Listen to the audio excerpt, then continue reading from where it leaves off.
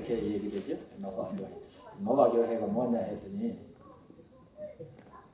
북부 버지니아 한국인 교회, 그렇게 얘기를 들었습니다.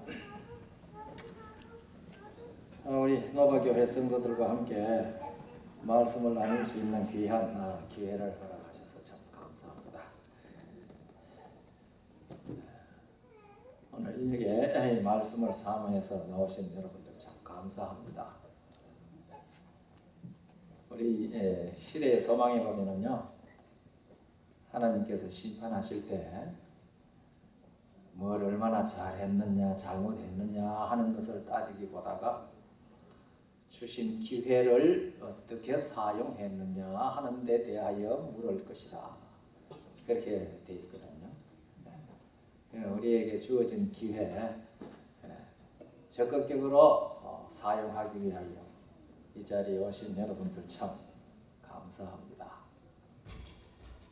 그러니까 열심히 들으시고 주의 성령께서 우리 중에 함께 계셔서 한 사람이 잘 들어서 깨달으면요, 바로 이 곁에 있는 사람에게 증거할 수 있잖아요. 저 뒤에도 제 얘기 잘 들립니까? 네, 고맙습니다. 저는 이 중학생, 고등학생 때요, 나는 장차 커서 뭐가 되려냐 그런 얘기를 들었어요. 그때 저는 이렇게 대답을 했습니다. 나는 내 옆에 가장 가까이 있는 한 사람에게 예수 그리스도의 아름다운 감화를 끼칠 수 있는 사람이 되었으면 좋겠습니다. 내 가장 가까이 내 곁에 있는 한 사람에게, 제가 여러 사람도 아니고 한 사람에게 예수 그리스도의 아름다운 감화를 끼칠 수 있는 사람이 되었으면 좋겠습니다. 이게 제가 이 소년 시절에 가지고 있었던 꿈이거든요. 그런데 그 꿈은 아직도 안 변했거든요. 그러니까 여러분들이요, 옆에 있는 한 사람에게 이 말씀에 대한 감화, 예수 그리스도의 형상을 담는 감화를 내가 가장 가까이 있는 사람에게 끼칠 수 있다면 하나님께서 기뻐하실 것입니다. 많은 사람 말고요. 그리고 저는 요즘요, 결심합시다 소리 잘 안 하거든요. 왜냐하면 결심해도 소용없더라고요. 그래서 옛말에 작심 3일도 길어요, 그죠? 그래서 저는 결심하자 소리 하는 대신에 굴복하자 그래요. 굴복하자. 굴복해야 된다.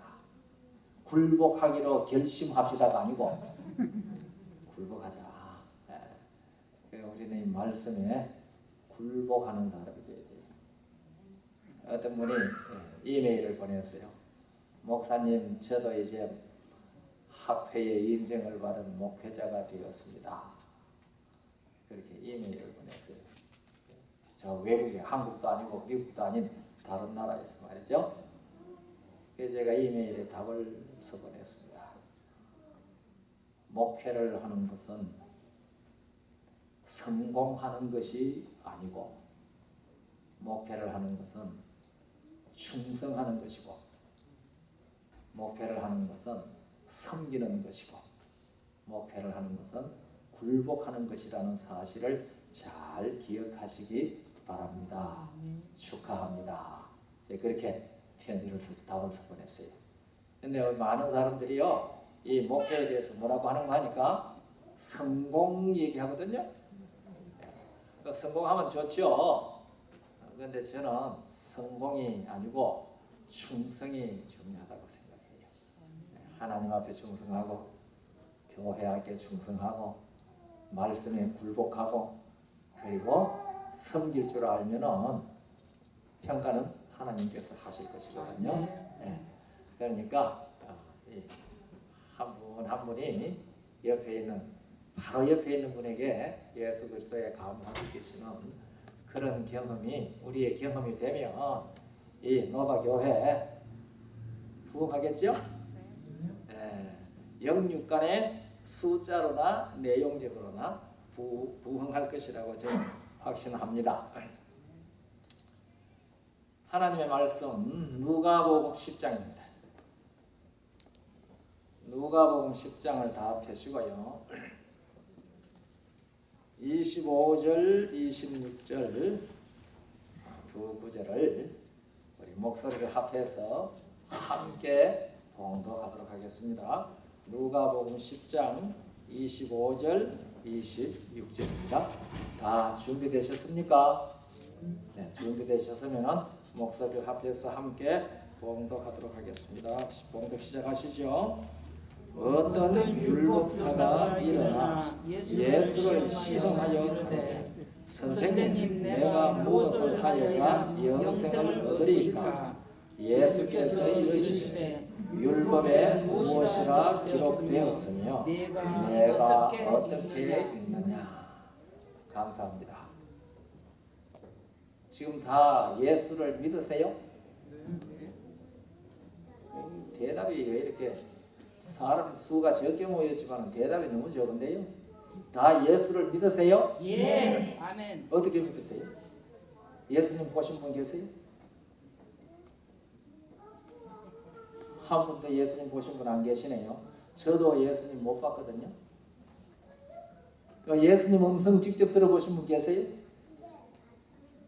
아무도 없어요. 그런데도 예수를 믿어요? 네. 어떻게 믿을 수 있었어요?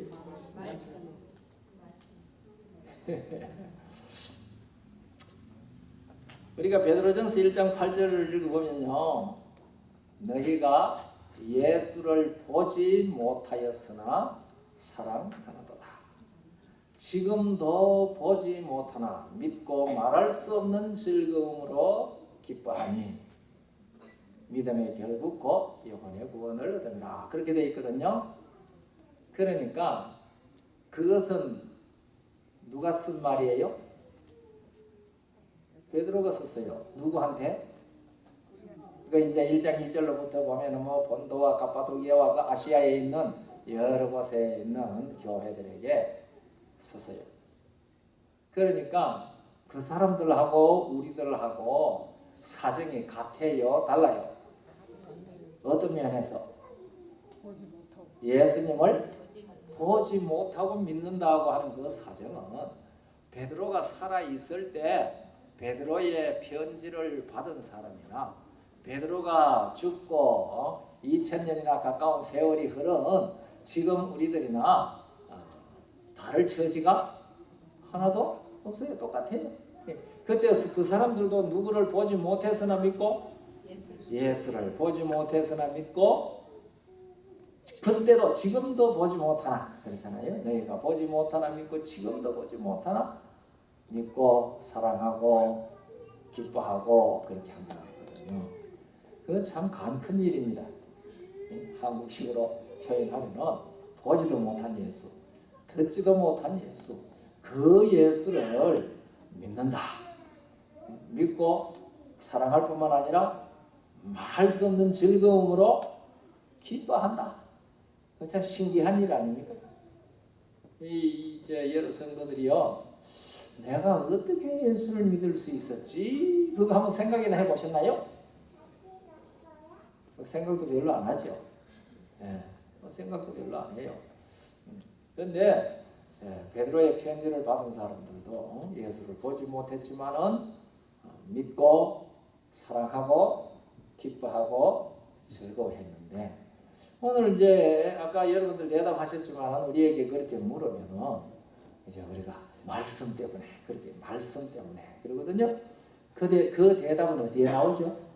우리가 말씀 때문에 예수를 믿고 사랑하고 그렇게 한다 하는 그 대답은 어디에 나오죠?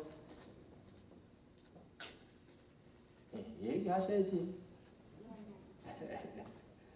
이게 로마서 10장 17절에 나오잖아요. 믿음은 들음에서 나며 들음은 그리스도의 말씀으로 말미암았느니라. 그래서요.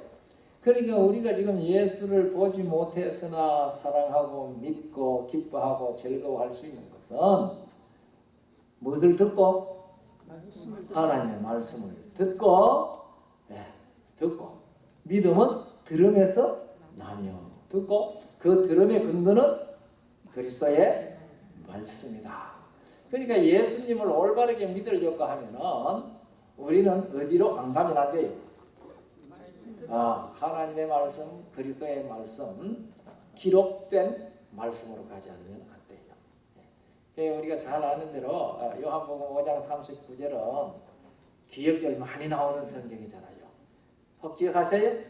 너희가 성경에서 영생을 얻는 줄 생각하고 성경을 상고하거니와 이 성경이 곧 내게 대하여 증거하는 것이로다. 그러니까 그 말씀 누가 하셨어요? 예수님께서 하셨어요. 그러니까 이 성경이 누구를 증거하는 거예요? 예수님을 증거하는 거예요. 근데 그 말씀, 그 다음 말씀 40절 혹 기억하세요? 우리 교인들은 39절만 기억해요. 40절까지 봐야 돼요. 성경이 곧 내게 대하여 증거하는 것이로다. 그러나 너희가 영생을 얻기 위하여 내게 오기를 원치 아니하는도다. 그랬어요. 너희가 성경에서 영생을 얻는 줄 생각하고 성경을 상고하지만은 성경이 곧 내게 예수님에 대해서 증거하는 것인데, 그러나 너희가 영생을 얻기 위하여 성경은 봤는데 어디로 안 가? 예수님한테는 안 가. 그러니까 우리가 여기 앉아서 성경을 열심히 듣고 머리 끄덕끄덕 해도 누구한테 못 갈 수도 있다, 안 갈 수도 있단 말이에요. 예수님께 안 갈 수도 있단 말이에요. 그러니까 말씀을 듣는 것만 가지고는 모자라. 이 말씀을 듣고 반드시 누구를 만나야 돼요. 예수님을 만나야 돼요. 그래서 우리들은 예수님을 만나기 위해서 성경을 잘 읽어야 돼요. 잘 읽어야 됩니다. 그래서 우리가 우리 목사님이 무슨 제목으로 얘기할 것이냐고 해서 이 제목을 보내드렸는데 광고했어요? 뭐라고 했어요? 제목 잊어버리셨어. 깨닫는 마음, 풍성한 생명. 그러니까 우리가 말씀을 읽고 깨달을 때에 우리에게 무엇이 풍성해진다?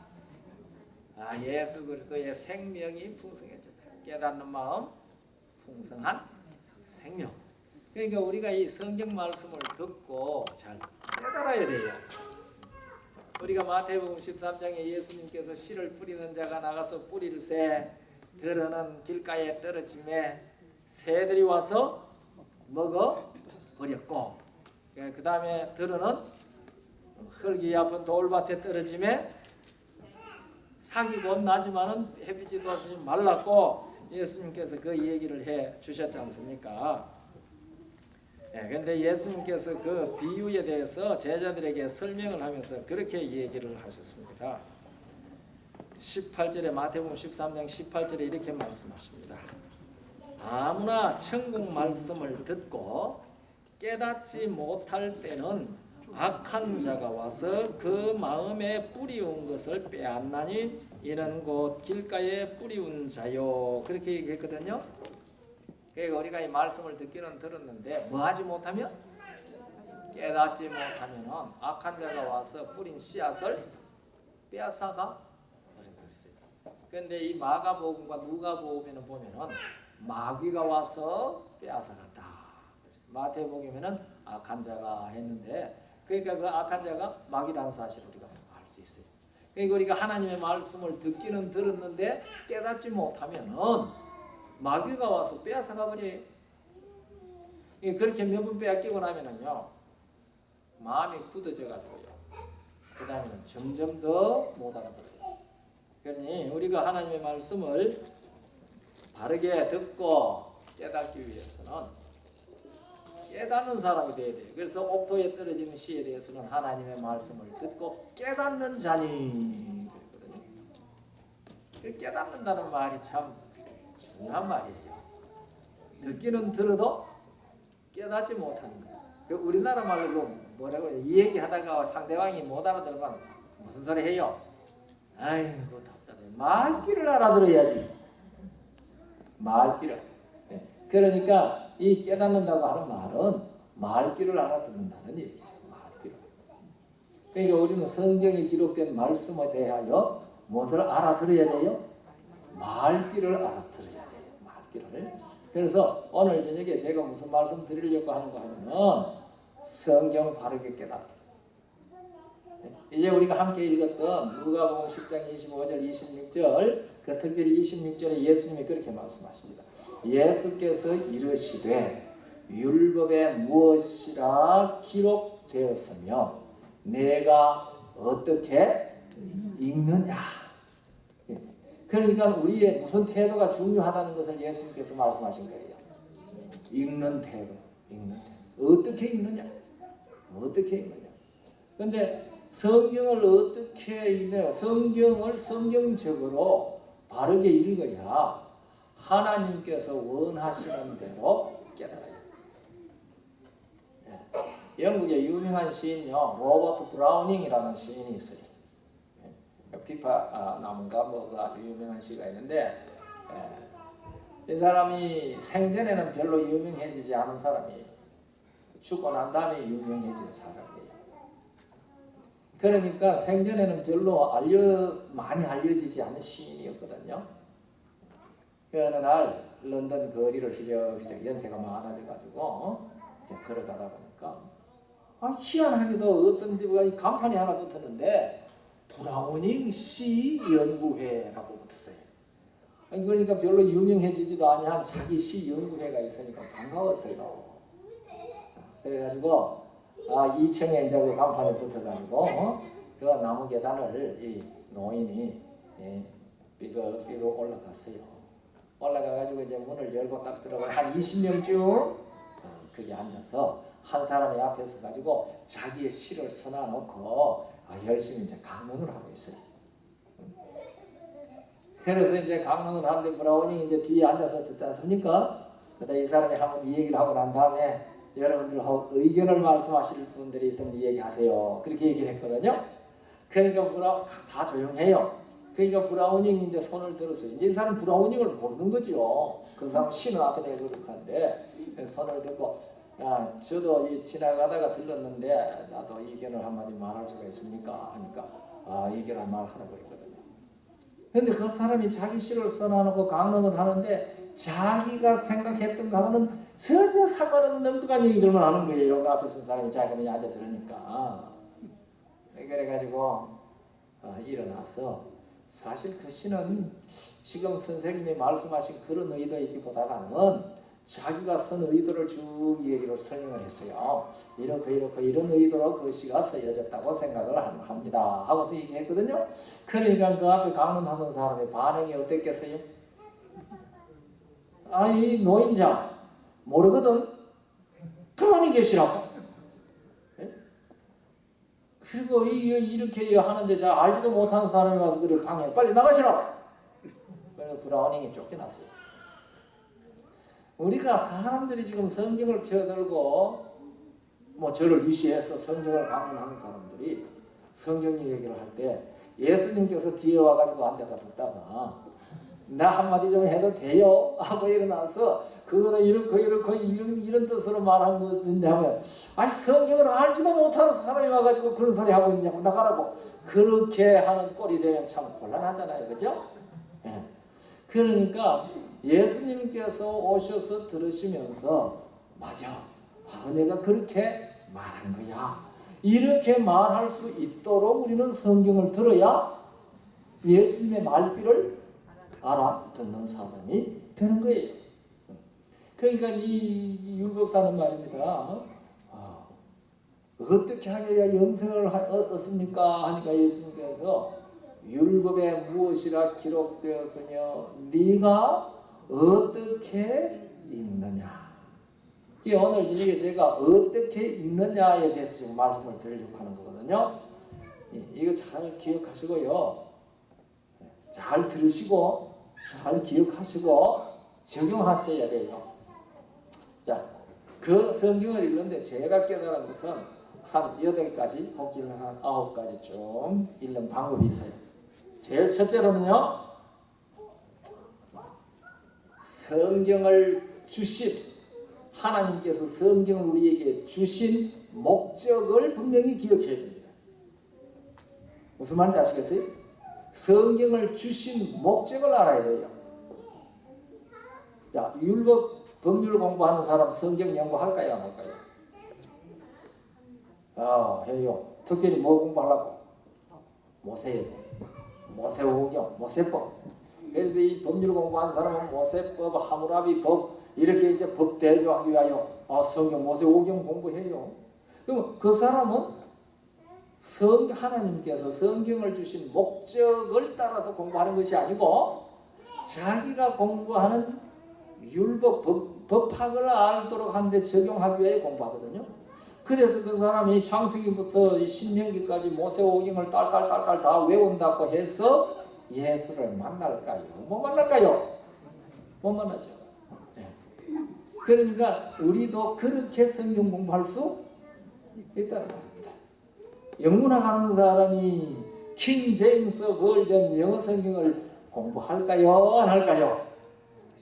해요.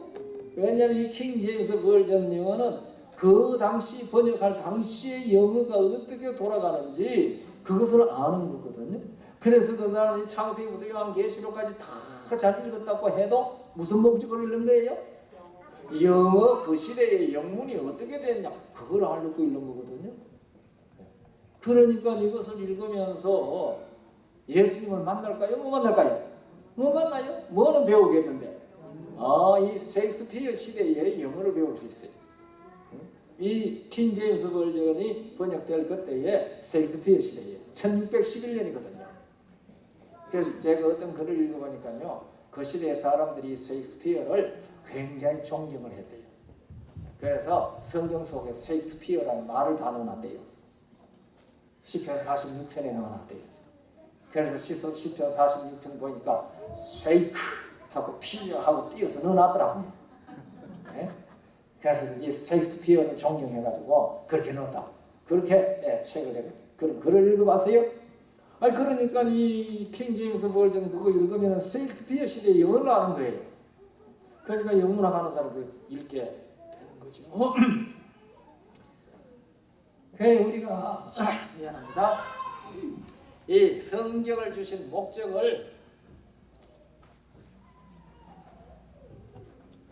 우리가 기억하고 성경을 연구하지 않으면 깨닫지 못해요. 성경을 깨닫지 못해요. 그러면은 하나님께서 성경을 왜 주셨을까?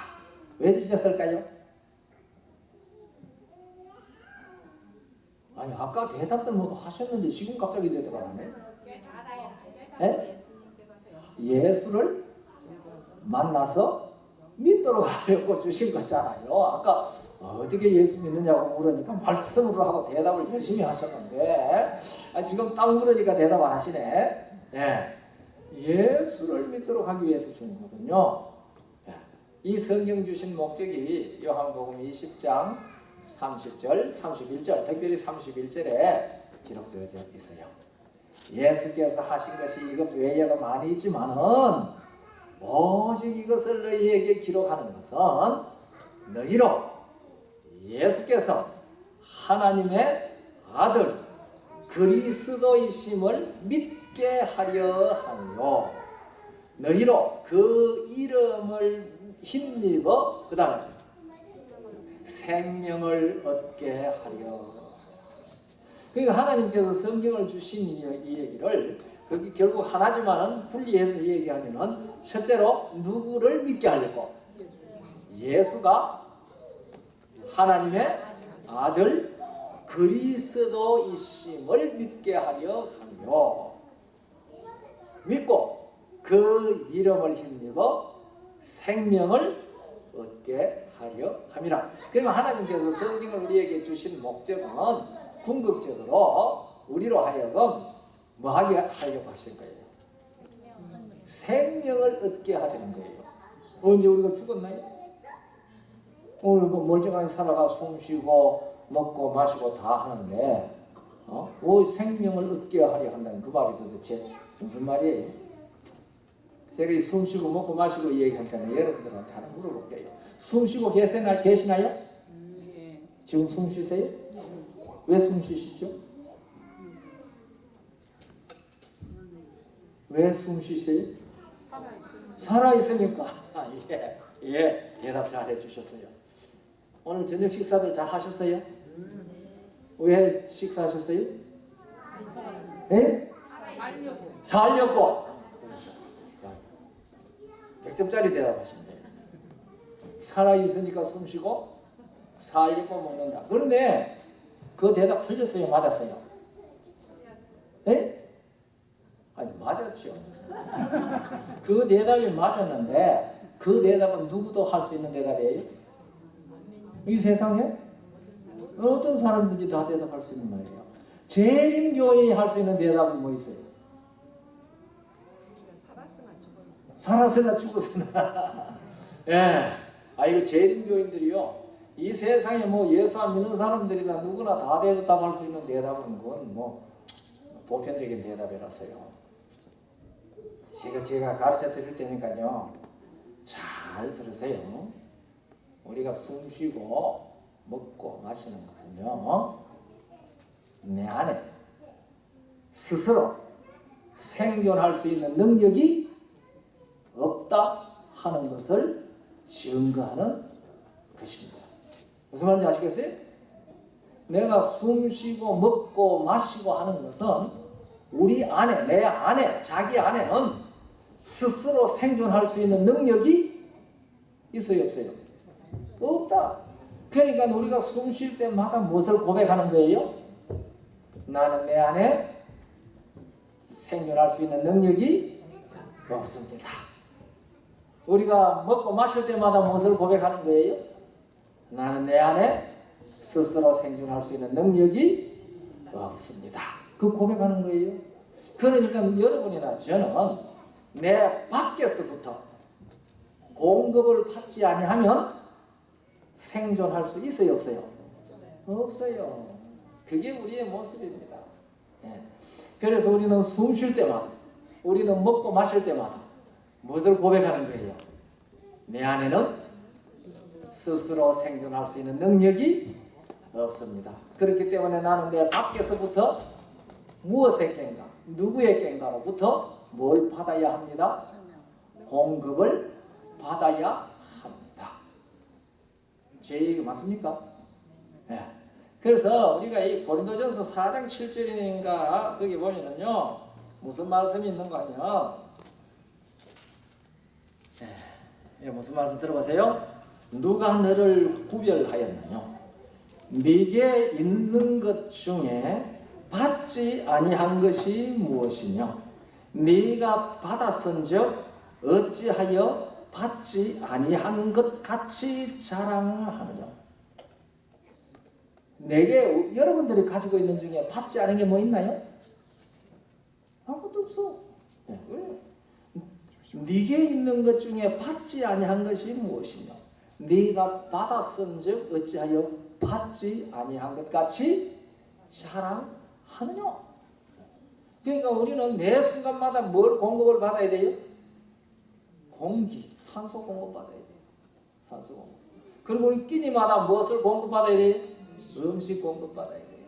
그래서 사도 바울은 사도행전 17장 28절에 우리는 그를 힘입어 살며 기동하며 있느니라. 요새 개역 개정판에는 존재하느니라고 고쳤어요. 있느니라 존재하느니라 같은 얘기예요. 자, 그래서 우리가 생명을 얻게 하기 위하여 성경 말씀을 주셨다고 성경이 얘기했어요. 요한복음 20장 30절 31절에 손에 들고 하는 마이크 있어. 꼭도 그런 건 없어요? 그래서 생명을 얻게 하려고 한다는 이 얘기는 뭐가 전제되어 있어요? 자, 성경 말씀을 어떤 사람에게 주신 것 같아요? 이 성경 말씀을 생명이 있는 사람에게 주신 거예요? 생명이 없는 사람에게 주신 것 같아요? 아니, 생명이 있는 사람한테 주면 생명 얻게 한다면 이 필요가 없잖아요. 생명이 있는데 뭐 생명을 얻게 해요? 예? 생명 없는 사람. 예. 자, 우리가 지금 살았다고 생각을 하는데 우리는 살아가는 것이 살아가는 것입니까? 살아가는 것이 죽어가는 것입니까? 우리는 살아가는 것이 죽어가는 사람입니다. 그렇잖아요? 살아가는 것이 살아가는 사람은 이 세상에 하나도 없어요. 뭐 여러분이나 저나 다 살아가는 것이 죽어가는 것이 우리의 모습입니다. 그러니까 이 성경은 생명을 얻도록 하기 위하여 우리에게 주셨다고 하는 이 얘기는 누구에게 준 거예요? 생명이 없는 사람한테 준 거예요. 왜요? 왜 생명이 없는 사람한테 이 성경 왜 주셨어요? 살아라. 살아. 그래서 오늘 많은 사람들이요, 하나님께서 성경을 주시는 목적을 잘 모르기 때문에 성경을 읽으면서 성경 하나님 참 이상도 하다. 사랑의 하나님이라고 하는데, 자비한 하나님이라고 하는데, 구약 성경을 읽으니 무슨 말이 그래 많아요? 진멸하라, 멸절하라, 하나도 남기지 말라. 그런 얘기 구약 성경에 많이 나오잖아요. 그러니까 그런 성경을 또 읽으면서 사람들이 어떤 사람, 생각 없이 읽어가는 사람은 그냥 읽어가지만은 많은 사람들이 읽으면서 하나님은 사랑의 하나님이라고 그러는데 구약 성경의 하나님은 사랑의 하나님이 아닌 것 같다. 그렇게 생각해 보셨어요? 네. 구약 성경의 하나님은 사랑의 하나님이 아닌 것 같다. 이렇게 생각을 하는 사람이 있거든요. 여러분들도 이따가 좀 그런 생각 하셨어요? 그런 생각 했다고 대답하세요. 네. 참 신기하잖아요. 사랑의 하나님 왜 그래? 이런 생각을 한 사람이 140년대에 한 사람이 있었어요. 기원 140년대에 그런 생각하는 사람이 아주 한 사람 있었어요. 그 사람 이름이 뭔가 하면요, 말시온이라는 사람이었어요. 말시온. 어떤 사람은 말키온이라고 말합니다. 헬라 말로 읽으면 말키온이 맞아요. 영어로 읽으면서 말시온이 되어버렸는데 뭐 어쨌든 간에 말시온이라는 사람이 있어요. 그래서 이 사람은 뭐라고 그랬는가 하면 구약의 하나님 여호와는 악신이다 그랬어요. 왜? 그렇게는 뭐 진노해가지고 멸절시키라, 진멸하라, 하나도 남기지 말라, 어린아이까지 다 죽이라. 그러니까 그거 읽어보니 구약의 하나님 여호와는 악한 신, 그리고 신약의 예수님만 선한 신이다. 그래가지고 이 말시온이라는 사람은 성경 가운데 예수님의 자비와 사랑만 나타난 성경 절반 성경만 모아가지고 요것만 진짜 성경이고 다른 건 성경 아니다 그랬어요. 그래서 그걸 갖다가 신학자들이 말시온 정경 그래요. 왜 구약의 하나님 왜 그랬을까요? 사랑의 하나님인데 우리가 누가복음 6장 35절에 보면은요, 하나님은 은혜를 모르는 사람이나 악한 자에게라도 인자로우신다 그랬거든요.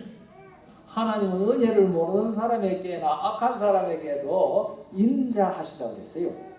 그런데 구약 성경 보니 은혜를 모르는 사람이나 악한 사람에게 인자하기는커녕 뭐라 그랬어요? 진멸하라, 멸절하라 말이지. 시편 37편 마지막 절에 보면은 내 어린 것을 바위에 내어 치는 자가 복이 있다고 그랬어요. 아이 세상에, 은혜 하나님, 사랑의 하나님, 은혜를 모르는 자와 악한 자에게라도 은혜를 주신 하나님이 왜 이러실까? 왜 그럴까요? 지금 제가 여러분들에게 대답할 수 있는 답을 다 주고 지금 질문하는 건데, 하나님 성경을 누구한테 줬다고 그랬죠? 죽은 사람에게 줬다고 그랬어요. 그런데 하나님께서 죽은 사람에게 성경을 주면서 뭐 하라고 주셨어요? 살아라, 살아라 그러거든요. 아니 이게 뭐 마이크가 커졌다. 지금은 아주 또 상태가 안 좋은데 살아라, 살아라 그거예요. 그런데 살아가는 것이 죽어가는 사람한테 이 성경 말씀을 주시면서 저 뒤에 내 말 들리나요? 뒤에 들립니까?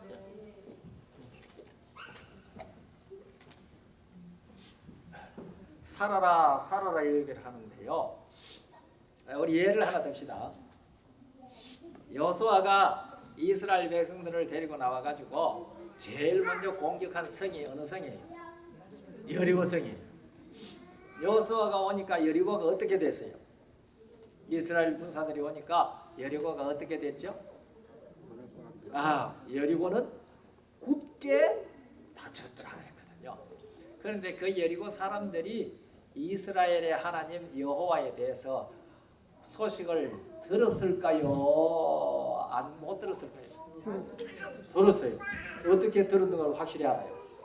간담이 선을 예? 간담이 선을 할게. 글쎄 어떻게 우리가 그걸 확실히 아느냐고요. 라합. 그러니까 정탐꾼이 가서 라합을 만났을 때 라합이 뭐라고 그랬어요?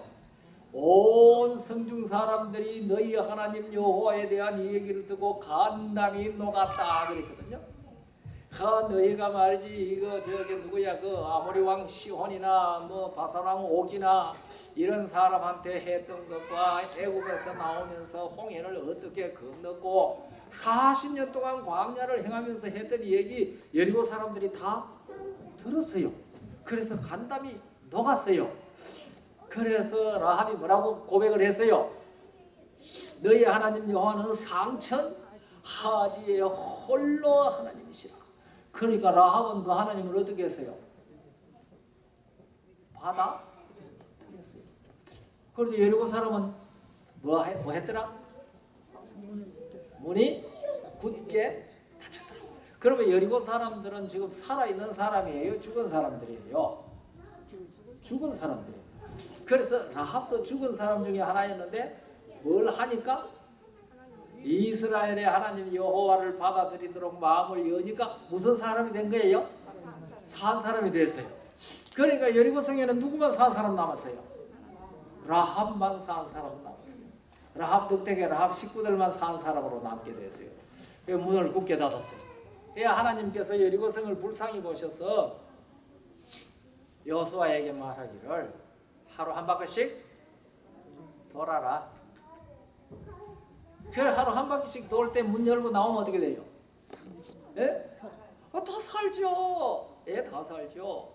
그러니까 그 이스라엘 백성들이 여리고 성에 와서 여리고 성을 한 바퀴씩 도는 것은 그들에게 지금 무엇을 전하는 거예요? 문 열고 이스라엘의 하나님 여호와를 받아들여라. 그러면 너희가 사망에서 생명으로 옮긴다. 그런데 한 바퀴 돌아도 문 열려요, 안 열려요? 안 열려. 이튿날 또 돌아. 열려요, 안 열려요? 안 열려. 문만 점점 더 굳게 닫아. 그렇게 6바퀴 돌고 7째 날은요. 그래도 시간을 주기 위하여 몇 바퀴 돌아요? 7바퀴나 돌아요. 그래도 열려요, 안 열려요? 그러면 여리고 성에 있는 사람은 라합 식구들 말고는 몽땅 죽었어요, 살았어요? 대답 안 하시네. 몽땅 죽은 사람이에요. 그러니까 이제 죽은 사람한테 하나님께서 뭘 어떻게 해주셔야 해요? 매장. 예? 매장. 잠예식 해줘야 돼요. 왜냐하면 이 사람들은 뭐 할 가능성이 전혀 없어요. 이제는 사망에서 생명으로 옮길 가능성이 전혀 없는 거예요. 그렇게 된 사람들에게 하나님께서 장례식 해줘라 하는 말이 무슨 말로 표현됐어요? 진멸하라, 멸절하라. 그것이 살아있는 사람한테 죽이란 얘기가 아니고, 그러니까 하나님께서 우리 사람 이건 저기 다음 시간에 또 얘기할 얘기인데, 하나님께서 사람을 보는 눈하고 사람이 사람을 보는 눈하고 시각이 달라요. 우리는 사람이 다 살아있는 것으로 보지만은 하나님께서는 이 세상에 있는 모든 사람들이 몽땅 다 못한 사람으로 보시는 거예요. 죽은 사람으로 보시는 거예요. 그런데 그 죽은 사람을 뭐 하기 위하여? 살려주기 위하여 그렇게 애를 쓰시는 거예요. 누구를 대신 죽게 하면서까지. 독생자 예수 그리스도를 보내어서 대신 죽게 하면서까지 부디 믿고 듣고 믿고 살아라고 그러는데 살아가는 것이 죽어가는 죽은 사람들이 그 얘기를 듣고 뭐라고 말하는 거예요? 안 살래. 그러니까 하나님께서 안 살래 살아라 안 살래 그래가지고 이제 살아라 하는 기회가 딱 끝나면 그것을 무슨 기간이라고 그래요? 은혜의 기간이라고 그래요. 그것이 딱 끝나면 하나님께서는 할 수 없구나. 나는 너희들한테 이제 최후에 잘 대접해 주는 것은 뭐 하는 밖에 없다? 장례식 해주는 것밖에 없구나. 이게 구약 성경에 진멸하라 멸절하라 하는 말의 의미입니다.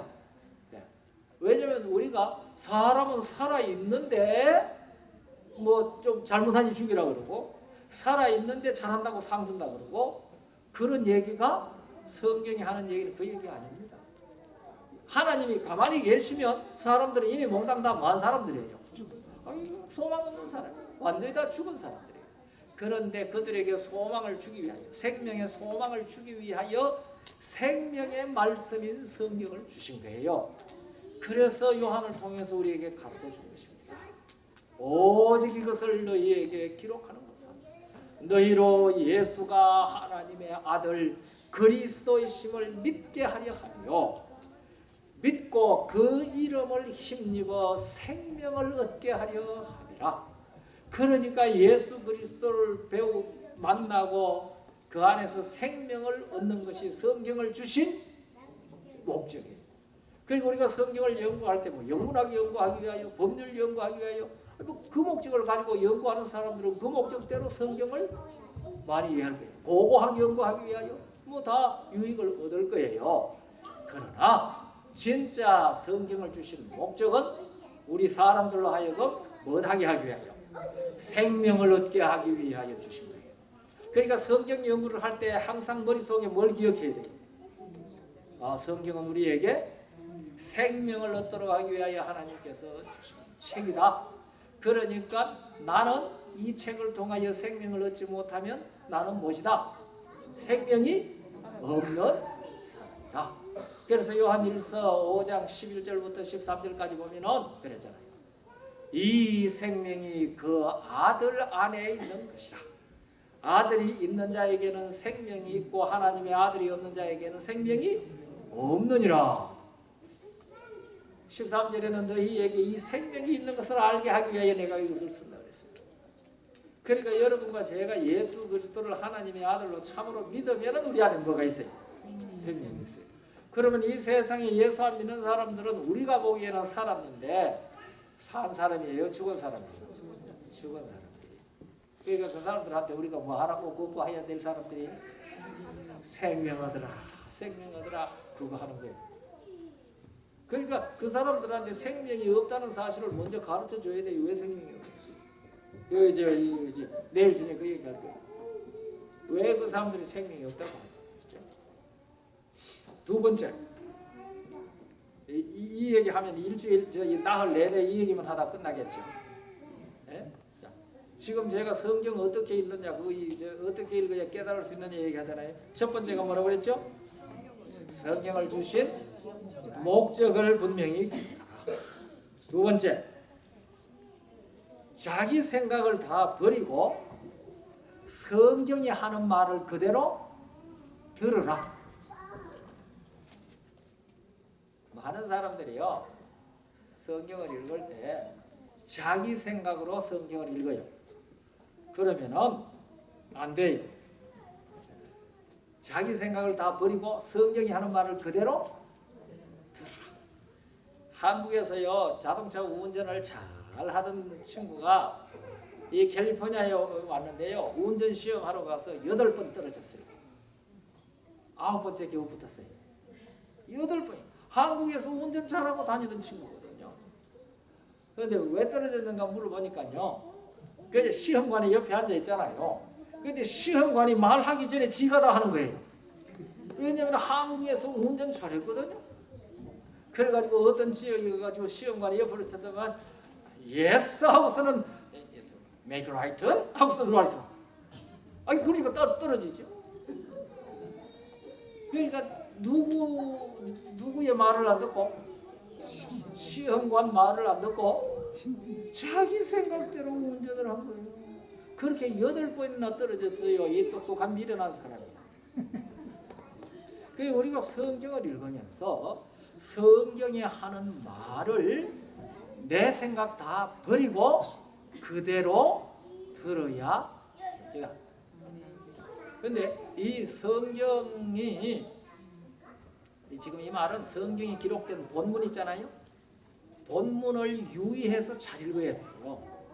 성경이 본문을 이렇게 말했으면 그 본문을 그대로 받아야 돼요. 그러니까 성경이 지금 말을 이렇게 하기는 했지만 이거는 아마 이런 뜻일 거야. 그러면 안 된단 말입니다. 지금 무슨 말인지 제 말 이해하시나요? 어떤 70난 할아버지가 상처를 했습니다. 그런데 이 할아버지한테는요 무남 동녀 딸이 하나밖에 없어요. 재산이 많은 부자예요. 그런데 이제 이 두 양주가 살 때에는 두 사람이 참 사이가 너무너무 좋았던지 별 생각 없었는데 부인이 딱 죽고 나니까 가만히 생각이 딸밖에 없거든. 요새 얘기는 아니거든요. 그러니까 아들이 하나 있었으면 좋겠다. 그래서 그 아들한테 이 재산을 아들한테 상속을 해주고 딸한테는 조금만 주었으면 좋겠는데 지금이라도 아들 하나 낳았으면 좋겠다. 그 생각이 들었어요. 그래가지고 그 얘기를 했더니 매파가 중매쟁이가 그 눈치를 채고 여기저기 수소문을 해서 아주 젊은 처녀 한 사람을 중매를 했어요. 그래가지고 20대 젊은 처녀가 70 노인한테 시집을 왔어요. 어떤 여자가 왔을까요? 가난한 사람. 왜냐하면 이 영감님이 내가 뭐라고 그랬어요? 이제 부자라고 그랬잖아. 70 노인인데 20대 젊은 여자가 시집을 와가지고 조금 있으면 영감님 뭐 할 거예요? 죽을 거니까 그 영감님 부자 재산 그거가 뭐나 하나 턱 나면 아들만 하나 턱 나면 팔자 고칠 거 아니에요. 자기 친정도. 그래가지고 이제 참 이 가난한 젊은 처녀가 70 노인한테 시집을 온 거예요. 그런데 정말 1년 만에 아들을 하나 딱 낳았어요. 아들을. 와, 얼마나 이 영감님이 좋아하는지. 근데 누구는 싫었을까요? 딸. 이 딸은 벌써 시집 가가지고요. 이 외손자들이 벌써 덩실덩실하게 커요. 그러니까 외손자들이 지금 이 뒤에 들어 처녀보다 나이가 많단 말이에요. 그런데 젊은 여자 하나 딱 들여오는데 그때도 못마땅했는데 한 1년 후에 아들을 들컥 낳았으니까 얼마나 싫어요. 그런데 이 영감님이 먼저 눕게 됐어요. 이제 아들은 이제 1살쯤 돼가지고 캬 일었을까 말까 하는 그런 상태에 먼저 누웠어요. 그 영감님이 가만히 자기 병세를 보니까 일어날 것 같지 않거든요. 그러니까 이 젊은 아내가 와가 병수발을 들기 위하여 이렇게 오니까 그 아내 보고 하는 말이 이보게 한번 해도 내가 못 일어날 것 같아. 그런데 말이지 내 이 재산을 저거한테 상속을 해주고 싶은데 내가 유언을 어떻게 써야지 저 아이가 그 누나한테 해코지 받지 않고 상속을 받을 수 있을까? 내가 요새 그걸 늘 생각을 하는데 묘안이 떠오르지 않네. 그 얘기 자꾸 하는 거예요. 그러니까 이 젊은 아내는 병수발 하면서 일어날 생각해야지 왜 자꾸 그런 생각하느냐고. 아니야. 그런데 가서 병수발 하러 이제 음식 갖다 주고 뭐 할 때마다 참 측은한 눈으로 그 젊은 아내를 보면서 그렇게 얘기하는 거예요. 그 이제 깐난쟁이는 말입니다. 이제 기다가 쓰다가 하는 게 아무도 모르잖아요. 그러다가 임종이 가깝게 됐어요. 임종이 가까워지니까 이제 그 딸 식구들 뭐 사위 이제 외손자들 모두 다 수루가 와가 앉았잖아요. 그래가지고 이 영감이 하는 말이 내가 유언을 써서 베개 밑에 넣어놨는데 장례식 다 끝나거든 뜯어보거라. 참 다 꺼져가는 목소리로 그렇게 하고 눈을 감았어요. 그러니까 장례식이 끝났어요. 지금 내가 이렇게 말해도 뒤에 들려요? 네. 이게 내 귀에도 들려야 되는데 장례식 끝나고 와가지고 관심이 어디 다 쏠렸겠어요? 이건 뭐라고 써놨는 게 그 쏠렸을 거 아니에요? 그래서 배경을 뜯어보니까요 아주 창호지로 봉투를 만들고 그 속에 봉투를 뜯고 보니까 창호지가 하나 딱 나오는데 한문으로요 한 줄을 쭉 써놨어요. 뭐 칠판이 없으니까 제가 입으로 얘기할 테니까 잘 들으세요. 딱 썼는데 그러니까 이제 그 젊은 부인과 그 뭐 한 살짜리 그 아무것도 모르니까 그 다음에 외손자들 딸 뭐 사위 이제 뭐 형제들이 있었는지 모르겠는데 앉았는데 딱 뜯어보니까 뭐라고 적혀있는가니 한 줄 한문으로 딱 적혀있는데 이렇게 적혀있어요. 70생자 비오자 가산전지서 타인물취 그렇게 적혀있어요. 한국말 했는데 여러분들 알아듣겠어요? 네? 70생자 비오자 가산전지서 타인물취 16자 다 적혀있어요. 그게 무슨 말인가 하면은요 70에 낳은 아들은 내 아들이 아니다. 70생자 70에 낳은 아들은 비 아닐 비자 나오자 아들 자자 70에 낳은 아들은 내 아들이 아니다. 가산전지서 재산은 사위한테 전한다. 타인 물취 다른 사람은 취하지 말라. 취할 주자 말물자 취할 주자 타인 물취 그렇게 적혀 있는 거예요. 그러니까 뭐예요 이거? 젊은 이 젊은 마누라는 뭐예요? 그러니까 70에 낳은 아들은 저건 누가 아들이 아니라고? 영감님 자기 아들 아니라고? 그러니까 재산은 누구한테 다 주라고? 사위한테 주라고. 다른 사람 손대지 마. 누구 입이 말해주세요? 딸이 입이 막 그렇지 70영감이 아들 낳게 무슨 아들을 낳으라고 말이야. 그러니까 이 젊은 여자는 졸지에 뭐가 돼버렸어요? 서방질 하는 여자가 된 거잖아요. 이 젊은 여자가 말이지 노인을 다 두고 제가 안 되니까 어디 가서 서방질 해가 나가 와가 이 노인 아들이라고 저때 고약하게 우리 아버지가 안 속았지. 그래가지고요. 이거 재산을 말입니다. 그래도 늙음하게 아버지 모셨다고 입에 풀칠을 만큼만 떼주고 홀딱 다 가지고 그랬어요. 이 젊은 여자는 팔자 고치려고 왔는데 세상에 말이에요 이게 환양년 됐잖아요. 그러니까 억울하기는 얼마나 억울해요. 그런 일도 없는데 그러니까 참말로 요새 말로 열불이 났죠. 뭐 나이도 많고 뭐 아들들 덕실덕실한데 다 가지고.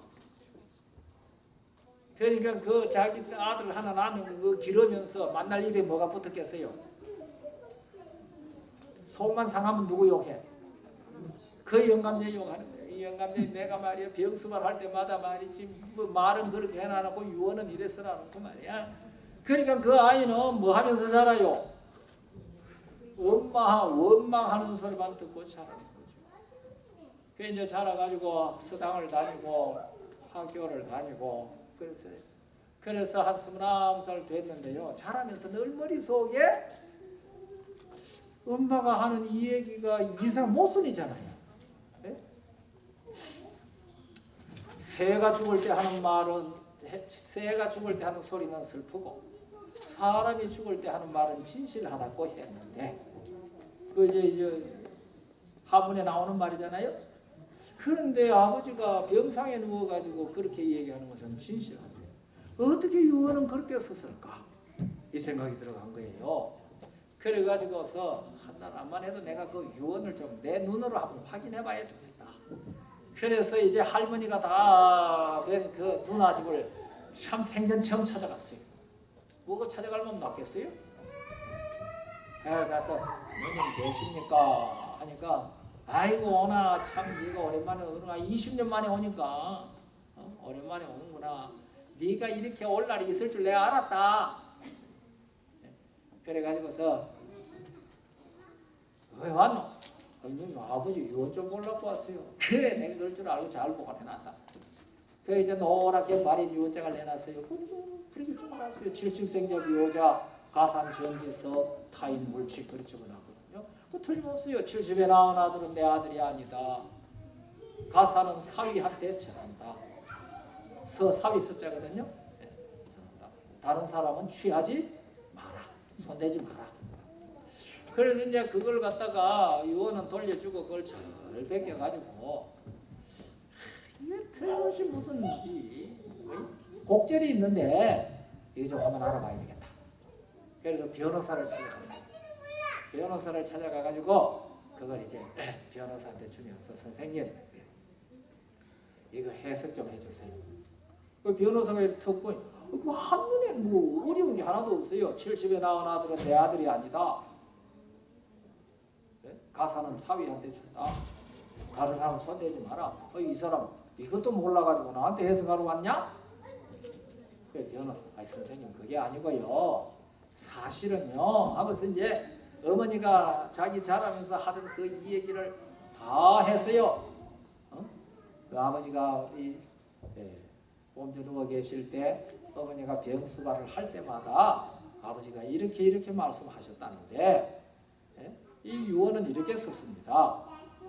그래서 암만 해도 여기 무슨 의미가 있을 것 같아서 혼자 생각해도 몰라서 내 선생님한테 이걸 가져왔습니다. 그 얘기를 다 듣더니 변호사가 쭉 다시 읽더니 자네 부친이 참 지혜로운 사람이구만. 이거는 아들한테 상속하라는 얘길세. 그래서요. 이거는 아들한테 상속하라는 얘길세. 그런데 소송하게 그럼 내가 찾으시옵세. 그래가지고 그 변호사를 대리인으로 해서 소송을 했어요. 유언 집행 바르게 하고. 그래서 이겼대요. 그런데 어떻게 처음에 보자마자 70에 낳은 아들은 내 아들이 아니다. 가사는 사위한테 줘라. 다른 사람은 손대지 말라고 해석했던 변호사가 어떻게 아들의 설명을 듣더니 이거 그냥 그대로 다 읽더니 이거는 아들한테 상속하라는 얘기라고 어떻게 그렇게 알았을까요? 어떻게 그렇게 해석했을까요? 그 어린 아들의 목숨을 보존하기 위해서 처음에는 해석을 잘못하게 하고 이사야 55장 8절 9절 합니다. 이사야 55장 8절 9절. 이사야 55장 8절 9절인데요. 이 마이크 상태가 안 좋아서 내가 말하기가 즉 힘듭니다.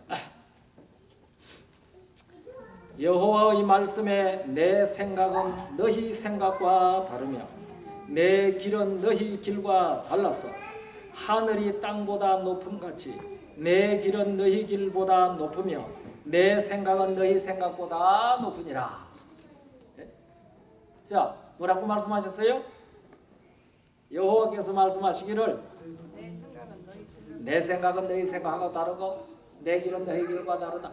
내 생각은 하늘이 땅에서 높은 것 같이 너희 생각보다 높고 내 길은 너희 길보다 높다. 그랬잖아요. 지금 무슨 얘기 했어요? 이제 어떻게 그 변호사가 그렇게 해석할 수 있었어요? 두 번째? 대답 좀 하세요. 크게 말이 크게 아버지의 생각대로 해서 유언 쓴 사람의 생각으로 읽은 거죠. 처음에는 문장만 읽었어요. 그런데 그 다음에 아들이 얘기를 들은 다음에 이 변호사는 그 아버지가 뭐라고 그랬어요?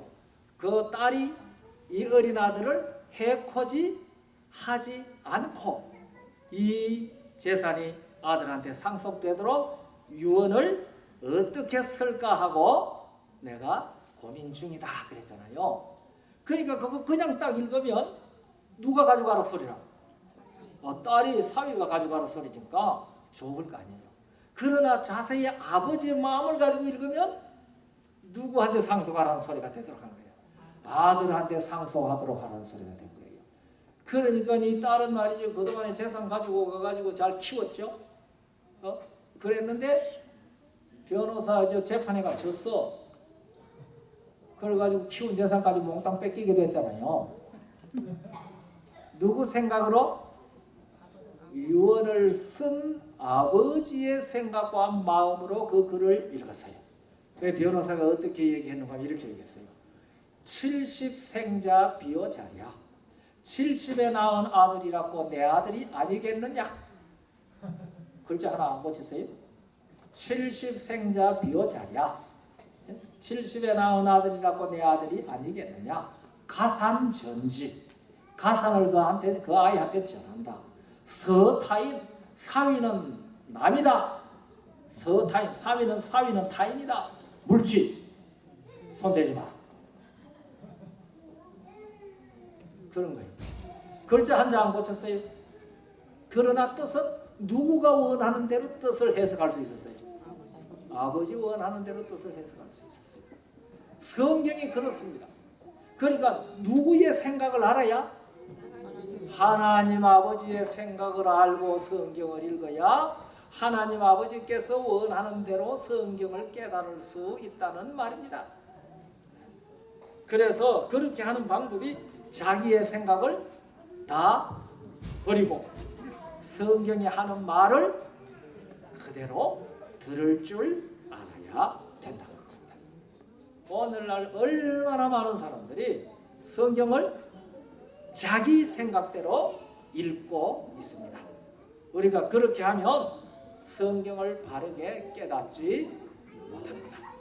그러니 우리가 성경을 깨닫기 위해서는 자기 생각을 다 버리고 성경이 하는 말을 그대로 들을 수 있어야 합니다. 셋째로, 이거 큰일 나네. 이거 얘기만 해도 오늘 저녁 얘기 다 못할 거니까 시간 잘 가니까. 네? 셋째로, 성경이 성경을 해석하게 하라. 성경이 성경을 해석하게 하라. 자기가 해석하려고 하지 말고 성경이 성경을 해석하도록 해야 돼요. 성경이 성경을 다 스스로 해석하고 있어요. 우리가 창세기 40장 8절에 보면 요셉이 그 두 술 맡은 관원, 떡 맡은 관원 있잖아요. 그 사람들이 꿈을 꾸고 걱정할 때에 요셉이 그 사람들에게 뭐라고 말해요? 해석은 하나님께 있지 아니하니까 말씀하소서. 그러니까 성경의 해석은 누구한테 있어요? 하나님께 있습니다. 그 사람이 자기 생각으로 성경을 해석하려고 하는 노력을 버려야 돼요. 예, 성경이 성경을 해석해야 돼요. 한 번은 제가 어떤 집회에 가서요, 오직 성경으로 성경을 해석해야 된다. 하나님의 생각을 알아서 하나님의 생각대로 성경을 해석해야 된다. 제가 그 얘기를 했더니요, 어떤 사람이 손을 들었어요. 목사님, 성경 전체가 하나님의 생각인데 또 어떻게 하나님의 생각으로 성경을 해석을 해야 된단 말입니까? 그렇게 물었어요. 그게 이제 그 환자들, 암 환자들이 모인 자리였는데요.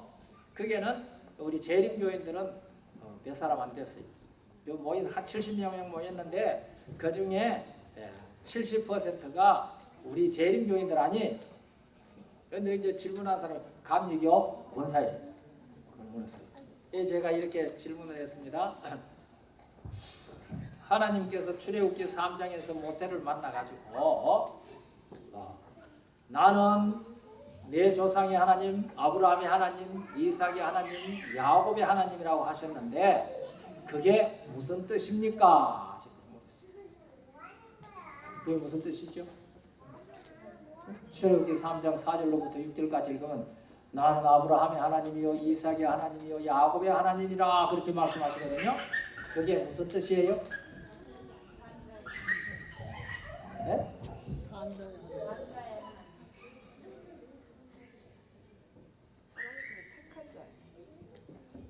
여러분 대답이 틀린 말은 아닌데 그러니까 그분이 대답을 그렇게 했어요. 그것은 너희 조상의 하나님이니까 너희들의 하나님도 됐다. 그 말 아니냐고. 맞겠죠. 나는 너희 조상의 하나님, 아브라함의 하나님, 이삭의 하나님, 야곱의 하나님 그렇게 말했다. 그래서 우리가 마가복음 12장 26절로부터 28절까지 읽어보면은 그게 무슨 얘기 나오는 거 이렇게 나옵니다.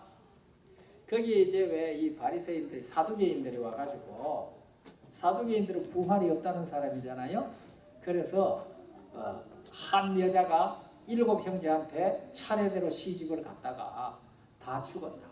부활했을 때 누구의 아내가 되겠느냐 그거 물었거든요. 그러니까 예수님께서 너희가 성경도 하나님의 권능도 알지 못함으로 오해하였다. 그 다음 뭐라고 그러니 죽은 자의 살아난다는 것에 대하여 모세가 가시떨기 나무 편에 말하기를 나는 아브라함의 하나님, 이삭의 하나님, 야곱의 하나님이라 하였으니 하나님은 죽은 자의 하나님이 아니요 산 자의 하나님이라 그랬거든요. 그 무슨 말이에요? 아브라함의 하나님, 이삭의 하나님, 야곱의 하나님이라는 말이 무슨 말이에요? 그 말은 맞다고 얘기했는데 그 성경을 제가 읽어드렸는데도 모르면 곤란하잖아. 뭐라 그랬어요?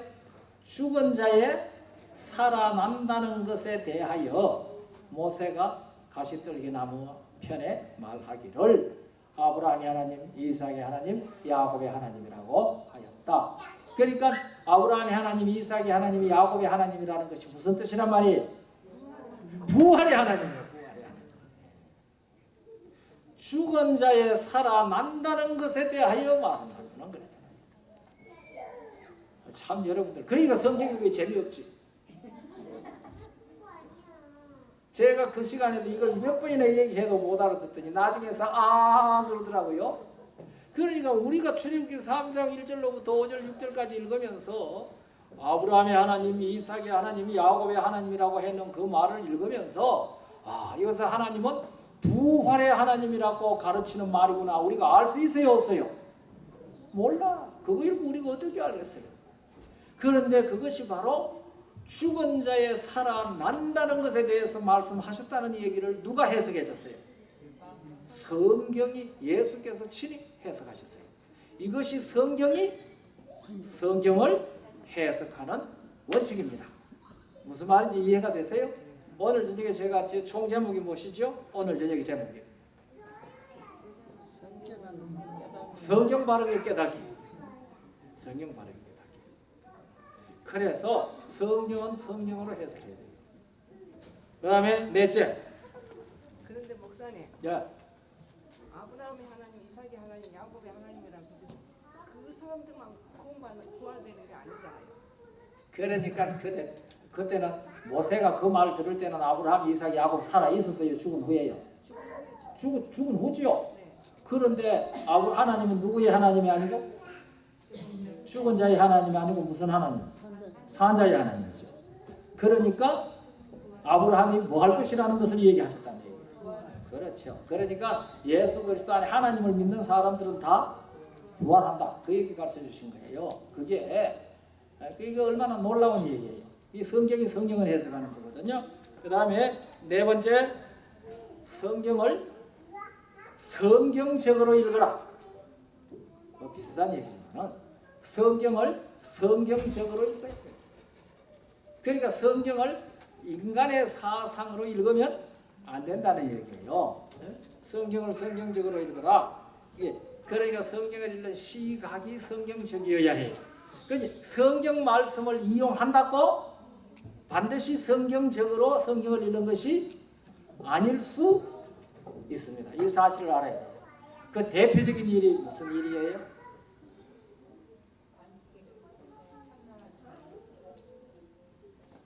그 성경을 성경적으로 안 읽은 대표적인 얘기가 어디 있어요?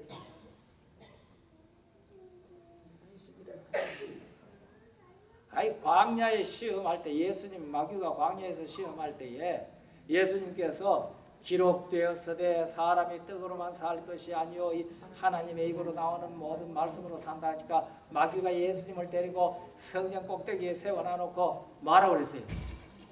뛰어내리라. 그 뛰어내리라고 하면서 뭐라고 그랬어요? 기록되었으되 하나님이 그 사자를 너희에게 보내어 너희 발이 돌에 부딪히지 않도록 붙들어 주실 것이다 그랬잖아요.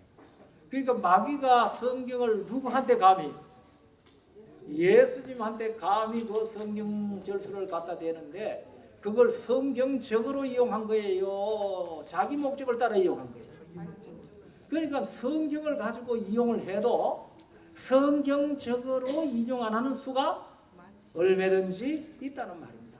오늘날 이것은 너무 많습니다. 그래서 성경이 그렇게 말했는데 성경이 그 말이 있던데 이것 가지고 그것이 성경적이라고 말할 수는 없다는 사실을 알아야 돼요. 그러니까 예수님께서 뭐라고 하셨어요? 네? 그거는 그 다음에 얘기. 그때 예수님께서 뭐라고 하셨어요? 네? 하나님을 시험하지 마라. 아이 그건 그 다음에 얘기. 사람이 떡으로만 사는 게 아니고. 예. 내가 하는 일 또 기록하였으되 이게 중요해요. 또 기록하였으되 그러니까 이 사람이 기록하였으되 하고 성경 이용했잖아요. 마귀가. 그러니까 예수님께서 또 기록하였으되 그러니까 마귀는 성경을 성경적으로 보지 않았어요. 그러니까 예수님께서 성경적으로 성경을 읽어야 된다는 거 하신 거거든요. 그러니까 우리가 성경을 읽을 때 성경적으로 성경을 읽어야 돼요. 이거 올라와 앉아있는 거 끝나는 소리인데 지금 이게 9가지 있는데 이제 4개 얘기하잖아요. 그러니까 그럼 내일 저녁에 얘기해야 되겠네. 내일 저녁에 다른 얘기 해야 되는데 또 기록하였어요. 제가 이 얘기 하나만 하고 끝내겠어요. 제가 안동에 목회를 할 때요. 이 얘기 하도 많이 얘기해가지고 테이프 들으신 분은 들었을 거예요. 안동에 가서 딱 목회를 하는데요. 어떤 안식일 오후에 여자 집사님 한 분이 무시하게 뛰어오더니 목사님 그때 난 목사도 한 인턴 때인데 목사님 지금 한 사람이 목사님한테 성경 물으러 올 거예요. 성경 따지러 올 거예요. 그러니까 좀 갑자기 그렇게 하면 당황할까 싶어서 내가 귀띔을 하는데 그 사람 통일교 교인이에요. 그래서 8시쯤 올 거라고 그랬는데 8시 됐는데 왔겠어요 안 왔겠어요? 안 왔어. 그래서 내가 그래가지고 이 통일교 무슨 소리 하는가 하고 통일교 원리 강의가 나한테 있었기 때문에 그거 좀 한번 보고 봤어요. 무슨 소리 하는가 좀 알아도. 그런데 그럼 그렇지 않으지. 아니 그 이튿날 8시에 딱 왔잖아요. 왜 어제 온다더니 안 왔냐 하니까 간다고 해놓고 생각하니까 그냥 가면 안 되겠더래요. 그래서 하루 종일 가서 할 이 얘기 적어가 온 거야. 대학 노트 아주 두 장을 적어 2장을. 그래 와가지고 딱 제일 먼저 하는 말이 무슨 말인가 하니 목사님 마태복음 15장 11절에 입으로 들어가는 것이 사람을 더럽게 하지 못한다고 하지 않았습니까? 그렇지. 그런데 사람이 선악과를 입으로 먹었는데 왜 그게 죄가 됩니까? 그게 딱 질문이에요. 그 사람 지금 기록되었으되 마태복음 15장 11절에 입으로 들어가는 것이 사람을 더럽게 하지 못한다고 예수님이 말씀하셨는데 선악과를 입으로 먹은 것이 왜 그것이 죄가 됩니까? 그러니까 저는 뭐 해야 돼요? 또 기록하였으되를 찾아야 될 거 아니에요. 또 기록하였으되. 참 감사한 것은 그런 순간에 하나님께서 또 기록하였을 때를 가르쳐 주시더라고요. 예. 그래서 그래요. 그러면 내가 또 기록하였을 때 어디 찾았을 것 같아요? 또 기록하였을 때를 찾아내야 될 거 아니에요.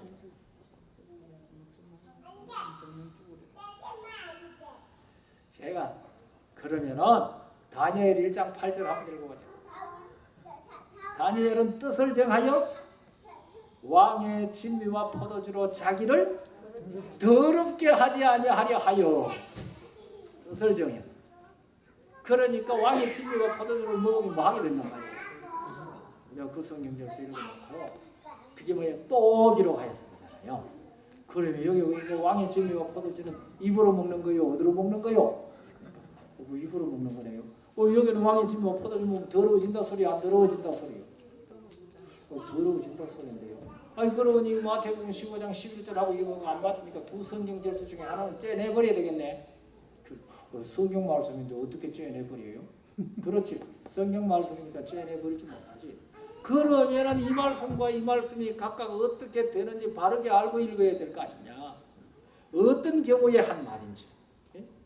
그리고 이 태초에 선악과를 따먹으면은 죽는다고 한 그 얘기가 각각 어떤 경우에 한 얘기인지 다 맞아서 경우에 합당하도록 이해해야지. 무조건 이거 읽고 그거 갖다 놔놓고 그렇게 하면 안 되지.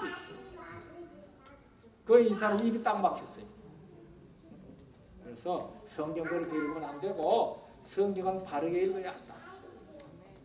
그러니까 성경 바르게 읽는 배우려고 하면은 나한테 와서 성경 공부해라 그랬어요. 그랬더니 아니 성경 공부하겠대요. 고맙잖아요.